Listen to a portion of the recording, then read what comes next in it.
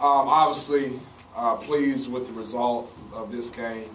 I thought our guys did a pretty good job of jumping out on the start, and I just thought this is a team, Florida Atlantic, if they got off to a good start in their place, it could be a problem. So I didn't want to give Florida Atlantic any confidence to start off with. I think the key to this victory is we only took 10 threes. I think at times we take bad, ill-advised shots. And I know we're dealing with a whole bunch of younger kids and younger guys, but they got to learn. In order for us to be successful offensively, we got to kind of grind it out. Trevonte Bloodman had 7 assists, only 2 turnovers. Offensive rebounding for the other team is still a huge concern for us right now, but part of that is a result of them taking long threes and long rebounds and us having the ability to chase those down. I thought Tyson Cunningham did a terrific job for us. He's a kid that comes in and he's really selfless, helps our motion offense, but he's our biggest and best communicator. So obviously I'm really pleased with the victory. I got some good news earlier, so it was good to get some good news here with a victory. So you guys forced a lot of turnovers tonight, especially in the first half. It kind of took them out of whatever they wanted to do tonight. Yeah, that's what we want to do. We want to be a team that forces turnovers and hard to play against. And once we get those turnovers or we get a defensive rebound, then we're able to go out and push the basketball and get some things in transition. I told us the key to us being better offensively is getting stops defensively. When we get those stops defensively, we don't have to worry about what kind of offense are we in and what are we doing. We're just going to push the basketball and go make plays. And that's when I think our guys are at their best. Your players said that when Jalen went down that they all kind of rally around each other. I'm sure you saw that. They went on like a 13-2 run immediately after that. What does that say about those guys? Well, I think they care first and foremost about Jalen. They care about their teammate. But guys knew that they would have to kind of come together and make a run. And I think that's good for our guys that they have that in them. Rick, you said after the Troy game that we have to get the ball in the paint. We're 4 of 16 from 3. Points in the paint tonight was 48 from 18, and Rockwez had a big game. You were missing him on Friday. That has to be part of the new deal that happened tonight. Yeah, I mean, Rockwez is an aggressive kid. I think he's our toughest competitor. I think he doesn't shy away from contact. He likes being down there in the paint. He gets down there somehow. I don't design anything for him to end up in the paint, but he ends up down there and he goes after loose balls. And, he's just an active body. And obviously with us being short of guys, right away you go play a game with 7, scholarship guys, and just makes it hard. So just adding Rockwez to that mix, really helps us. But, I think he's our toughest kid, too. Kind of the epitome of a garbage man kind of thing? I wouldn't want to call him a garbage man. I don't know if that's a good thing to call him. I don't know if he wants to say that. But he's just a kid that gives us some effort plays. That's like what you saw to Gavin, his aggressiveness really on both ends of the floor for a freshman. I mean, he looks like he's trying to take over the post area there. Yeah, Gavin's not afraid to use his body. I said this before, that he's a throwback, post man. He's not concerned with coming out and setting ball screens and popping and shooting threes and handling the ball on the perimeter. He wants to be down there in the post.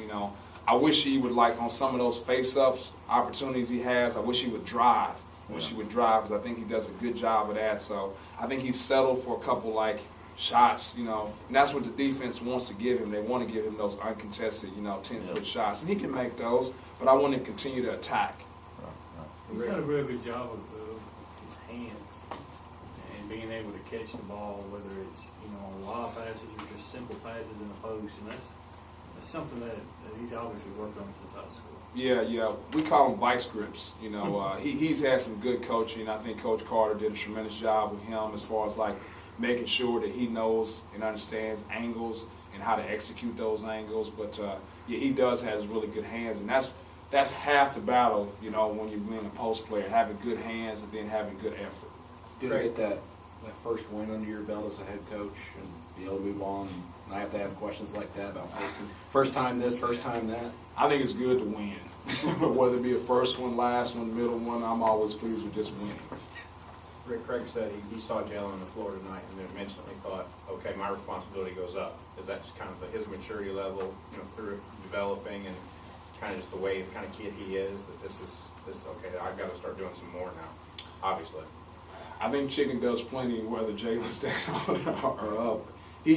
Chicken is a kid that just he's so used to like being able to do anything he wants. He's always been the biggest and strongest athlete and able to kind of overpower people or just run past people. And so he's got to start to learn that there's other guys on the court like him, you know, and he's not always going to have the advantage ability-wise. And so, you know, we want him to be aggressive, but sometimes you got to realize it's just not there. It's not there. Let's run motion.